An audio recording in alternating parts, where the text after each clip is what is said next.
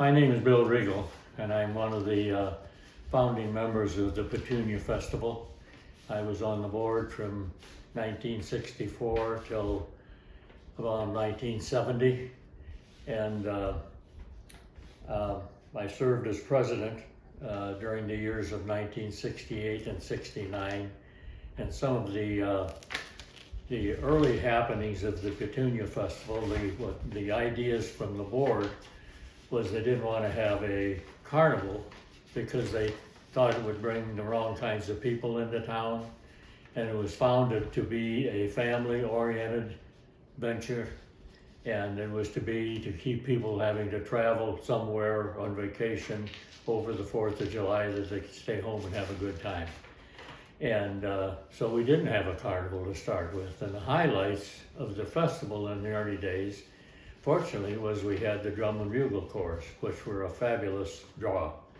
And of course, they always cost us more money than we could take in because the stands were always full, but we never felt we could charge enough money to cover the costs.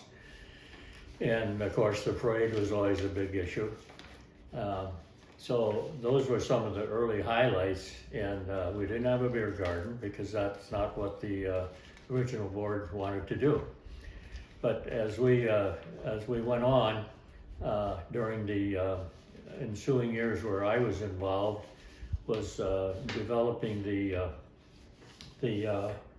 expansion. We eventually came to grips with the carnival and did agree because somebody came up with the idea they had one that was very friendly, family friendly, and it was.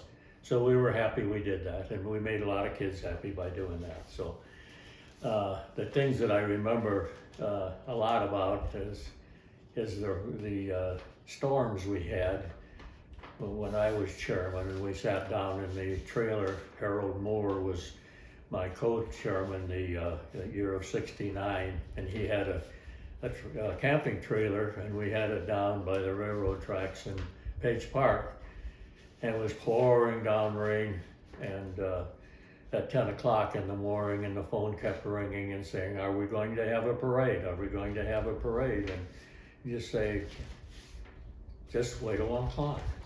And we waited till 1 o'clock, and then the rain had always stopped. So all the telephone calls weren't necessary. So we were fortunate that way, but we did sweat a lot during those days. Anyway, no, we didn't have a beer garden. We didn't have the live bands like they have now. It's gotten so big that way. We didn't have food vendors. The parade route was on Galene Avenue, and we changed that because of the traffic, and the state kind of frowned upon that, so we moved it over to Peoria. And I think there were just 7 original board members, if I remember right. And some of those were, of course, the mayor, George Lindquist, and Ed Carey was the owner of Carey's Greenhouse, which is now Nichols Greenhouse, and Arnold Spangler from Dixon Oil Company, and George Lamb from Hay Brothers Ice Cream, and that's about all I can remember right now. And I was the first treasurer, and I remember the first 3, Dean Hamilton, he was an accountant. The thing that was memorable about the first ones, we always end up with a debt at the end of the festival. So as treasurer, my job was to go out and make up for the debt. So of course the first place I turned was to the bank.